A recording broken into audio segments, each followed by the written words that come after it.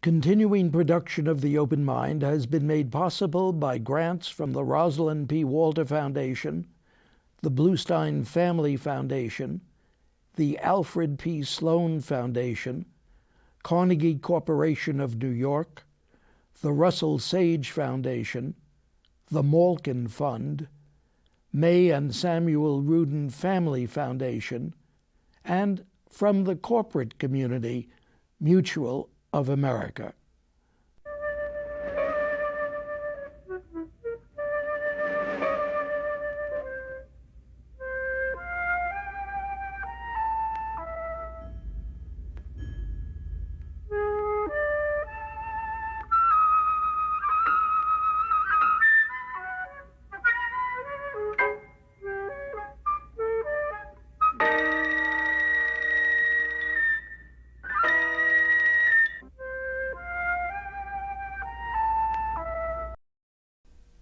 I'm Richard Heffner, your host on The Open Mind.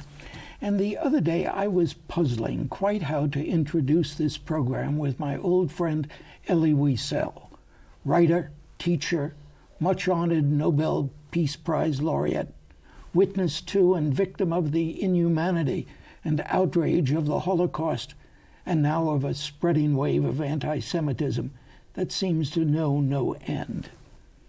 Well, I thought back to The Open Mind's early years and to the annual report on civil rights in the 1950s that I would do each January with Jesuit writer-editor Father John Lafarge, Roy Wilkins, head of the NAACP, and Irving Engel, chair of the American Jewish Committee. The point is that those seemed always to be progress reports, however slow and inadequate the progress my guests could bring to this table. But now, a half-century later, when Elie Wiesel and I talk here quite often about the abomination of anti-Semitism, I find our conversations more and more disheartening. They're not about progress, but about its opposite. Indeed, a year ago at this table, I had to report that even as attacks upon Jews newly surface all over the world, most shocking of all, Elie Wiesel had himself been physically accosted here in America at an interfaith conference in San Francisco. What George Will has characterized as the world's most durable ideology clearly shames us more and more. And I want to ask my guest, my good friend, what I have touched on with him many times before, a question that I've asked, whether all of this doesn't challenge, if not his nerve, then surely his faith. Elie, it's an old question. My faith in what? My faith in whom? Is it my faith in humanity? Of course it's challenged, sometimes wounded. But what is the alternative? To say I give up, I give in? No, I wouldn't credit the enemy with such strength. My faith in God, oh, it has been challenged in worse times. There again, it's a wounded faith, but it's there. What is the alternative? To say goodbye, Mr. God? Go your way, I'll go mine? I come from a tradition, from an upbringing that doesn't allow me to do that. I cannot divorce God. Of course, my question is always to myself, am I God's victim? Am I his prisoner or his orphan? And your answer? You know me too well to know I don't have answers. Just questions. Good questions. And they become, as you said earlier to the audience, and they become more and more painful because they are permanent. I think I told you that out in California recently, a group of women who've met together every month for years and years and years now, decades in fact. They read a book, they talk about it, and they most recently read Night, that wonderful volume of yours. And they asked me specifically, when I met with them, to ask you that question about faith. And they meant faith in God. It's very difficult to accept your questions in response to that question. My tragic problem during those times was not so much with humanity, with society, with culture, they came later, but only with God. Because I come from a religious, totally religious upbringing. To me it was God. God is good, God is merciful, charitable, and God is with us everywhere. That is the most famous saying in the Zohar, the Book of Splendor. There is no place void of God. And therefore my question was, where is God? Is he here? Some mystics believe in the eclipse of God. Tell me what you mean. The what do you eclipse, mean? that God can eclipse, can actually withdraw himself, just as the sun withdraws itself from the earth occasionally. But it's not an answer to me. Just when we need him, why does he go away? Others believe in the hidden face of God, that God is hiding his face. It's a biblical expression. And again I said, what do you mean? When we need his face, when we need his presence, his promise, his power, is he not here? I have no answer to that. I don't know really. Was he in? He must have been there as a victim, of course. Some people believe he was also, he could not be with a victimizer.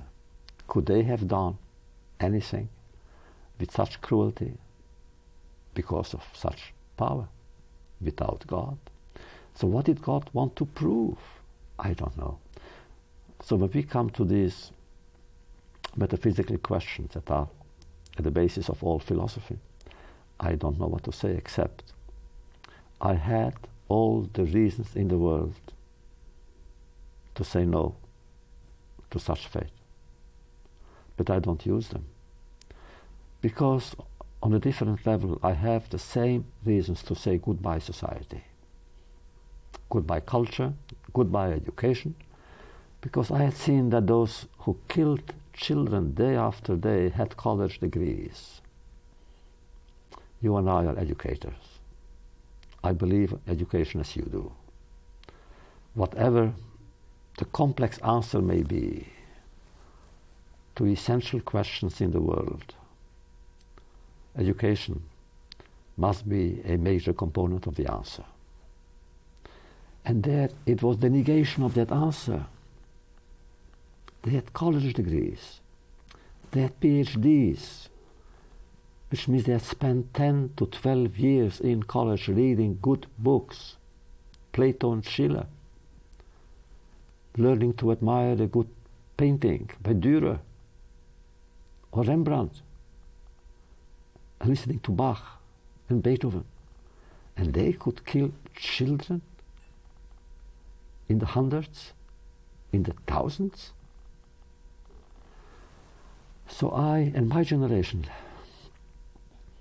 in outrage, could have said, if that is culture, I want no part of it. But there comes a moment when a human being says, I have the right to say that, but I have also the right not to use that argument. And say, why should children today be responsible for what others have done to children then? And if I can do anything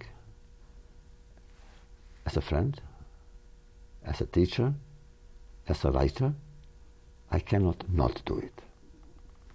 And that really is my moral philosophy. But it's not over. Every day we read, we hear about more, not on the scale, sometimes people think almost on the scale of the Holocaust.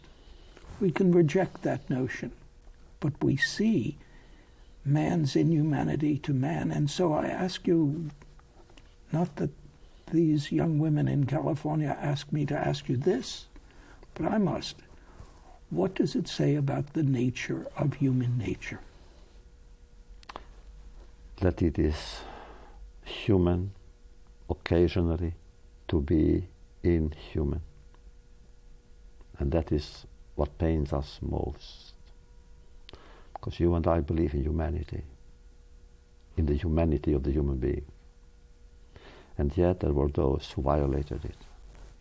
And what they have done became a blasphemy, an outrage. Today, it's true. There still are racists in the world. Don't they know that racism is stupid? I'm not even saying unfair and immoral. It is stupid to believe that the color of the skin of a person determines his or her destiny. Not really. Who is an anti-Semite? Somebody who hated me before I was born. And on a larger scale, will the world ever learn? Once I addressed the United Nations and I asked this question, will the world ever learn? And the answer is, it hasn't. If the world had learned, there would have been no Rwanda, no Bosnia, no Darfur, and differently, no tragedy in Tibet today. Elie, the question I ask even as I gave my first little sermon opening the program, I wondered whether you agree with the notion that anti-Semitism is growing, is increasing, is spreading. Where? In the world, on the planet, as such, or in our country, there we must be very careful, because to level an accusation of anti-Semitism is the most serious accusation I can undertake, and therefore I'm careful. In America, for instance, we have our collective memory, and I'm an American, so I accept it. And we have done terrible things in our history. What we have done to the Native Americans. They didn't invite us. We came, and what we have done to them. What we have done to the black community. I must have told you that because it's with me. When I came to America in 1956, I went on a coast-to-coast trip. Journalist friends gave me a lift. I wanted to know the country. When I came to the South, and I saw racism at work, functioning, I was, of course, outraged. But then when I saw that it was the law, racists were protected by the law, I felt shame. For the first time in my life, I felt shame. Not for being Jewish. I had never had that shame, in spite of what the enemy had tried to do to us. Never. I felt shame for being white. I felt the same thing in South Africa. When I went to South Africa in the 70s to fight apartheid, I felt shame for being white when I visited the Sowetos. We changed in America. It's the law that forbids racism. It took the killing of a president, the murder of his brother, the assassination of Martin Luther King. But the law has changed. Does it mean there are no more racists? Of course there are. No more anti-Semites? Yes, there are. But the ism is gone. Ism is gone. Yeah. However, it exists. I hesitate even to locate it.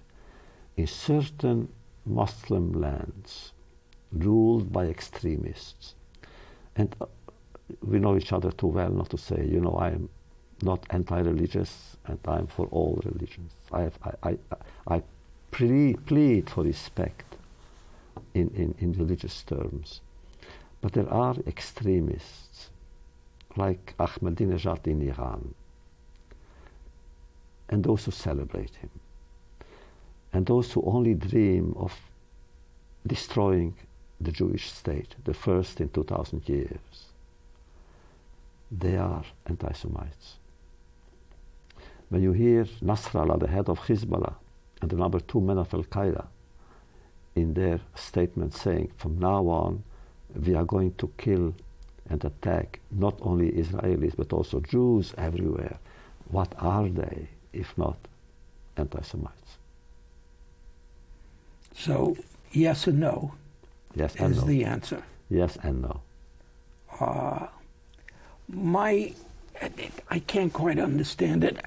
Elie, recently, My wife and I went to see a film, I don't know whether you've seen it, The Counterfeiter, recently.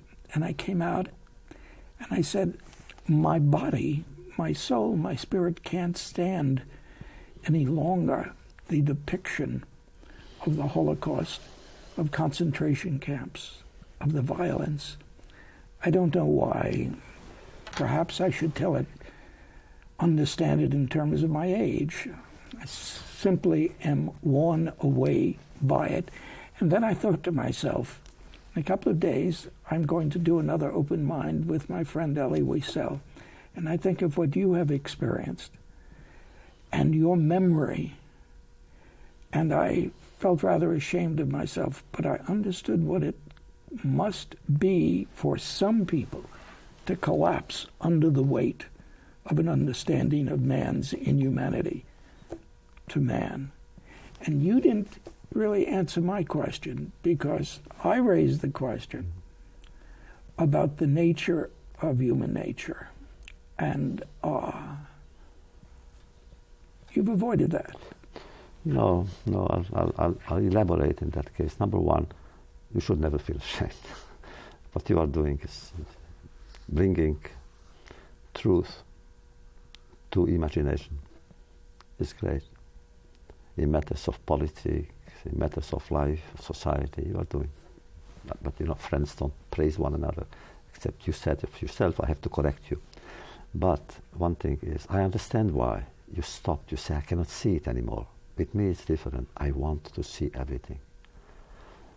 There is any book in any language available to me that comes out, I read. And there are so many of them now. Same thing with films, with documentaries, I read. I've seen that film, everything. I want to see everything.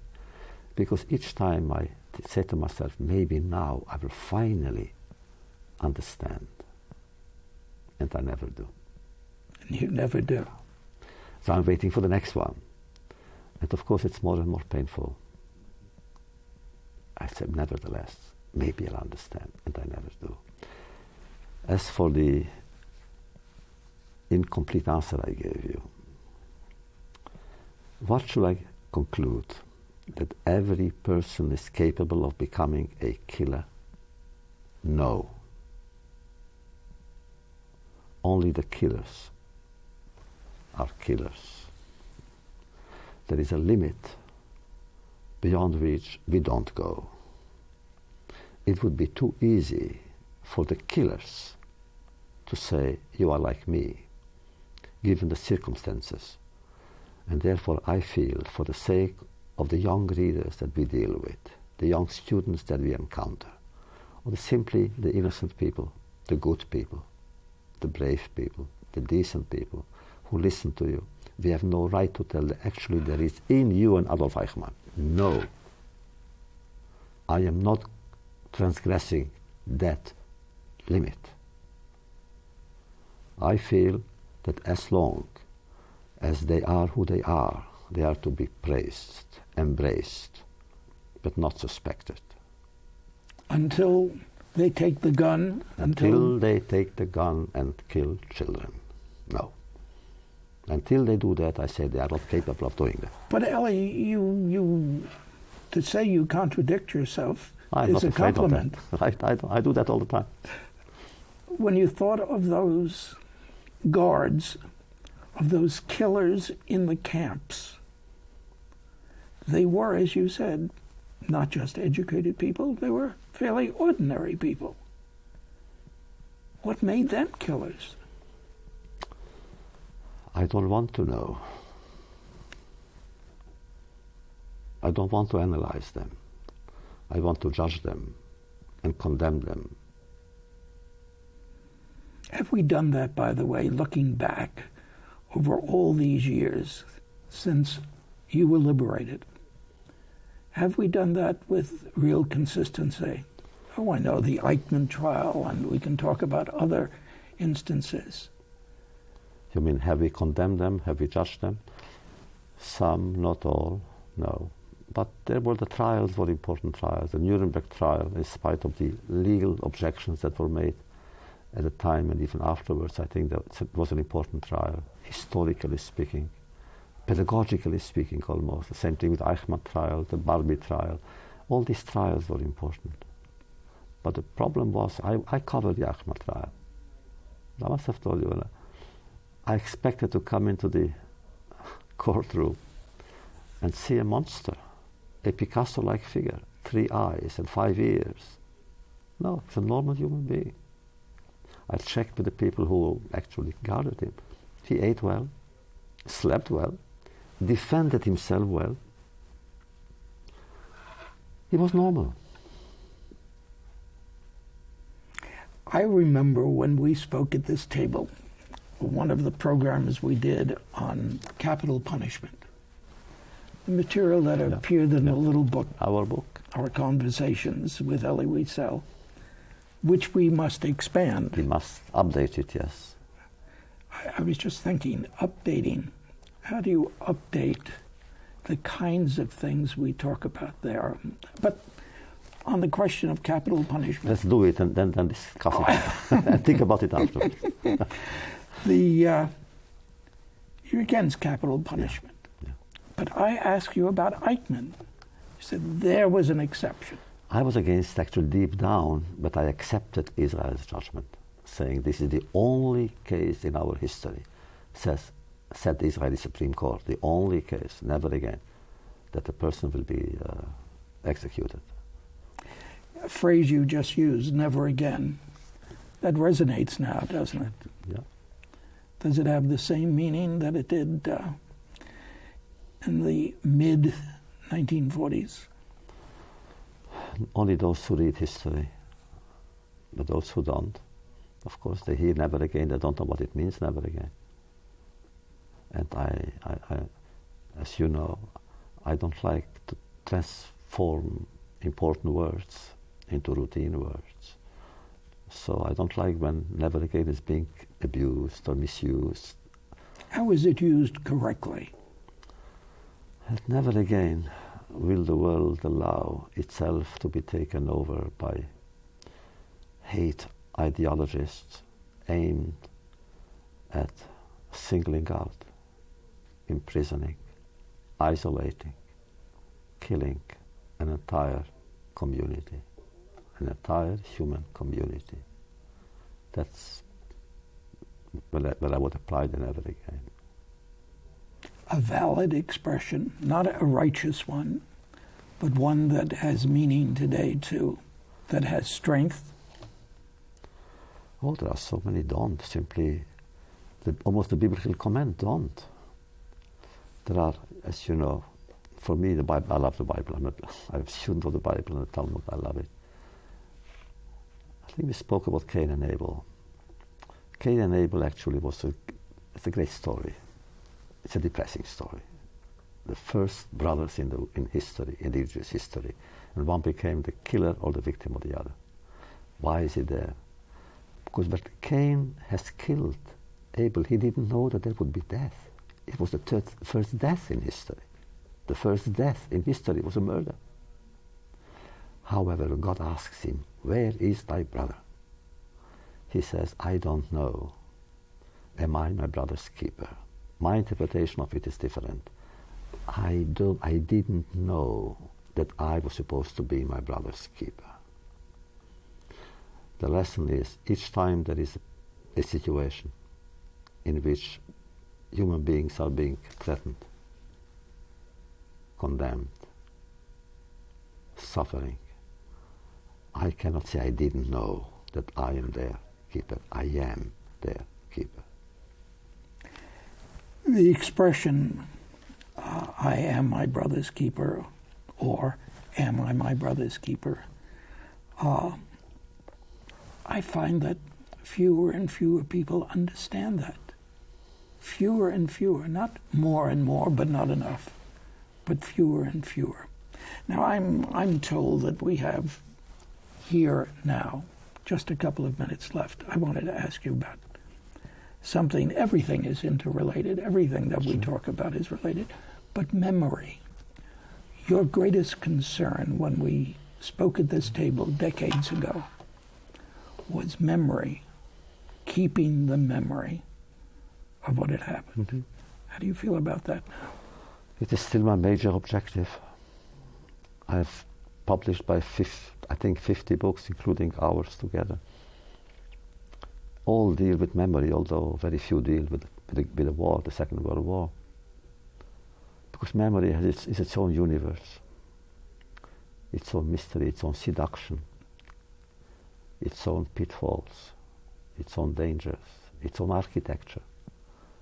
It has its own language. And memory, therefore, is the name that applies to everything a human being can do or not do. So I celebrate it, I work for it, but my fear is there. You remember we spoke about my novel, The Forgotten, Alzheimer. I said, Alzheimer, the patient is like a book. Every day you tear out a page and another page and another page, and then there are no more pages left, only the cover. And I said to myself when I wrote it, and what if it happens to everyone, to humanity? A curse, the gods, to teach us a lesson, removed memory from all of us. Then what? So of course I live with fear on that. Everybody does.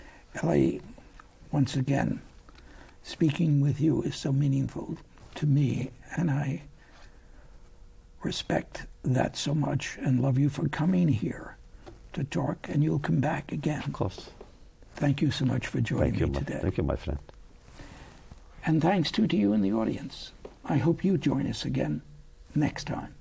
For transcripts of today's program, please send $4 in check or money order to The Open Mind, P.O. Box 7977, FDR Station, New York, New York 10150.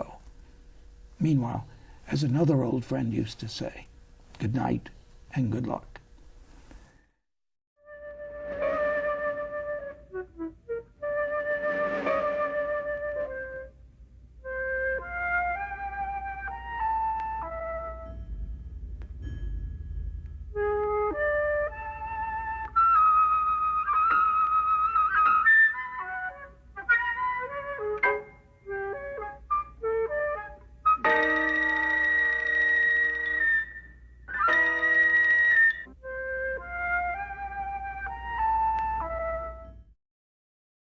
Continuing production of The Open Mind has been made possible by grants from the Rosalind P. Walter Foundation, the Bluestein Family Foundation, the Alfred P. Sloan Foundation, Carnegie Corporation of New York, the Russell Sage Foundation, the Malkin Fund, May and Samuel Rudin Family Foundation, and from the corporate community, Mutual of America.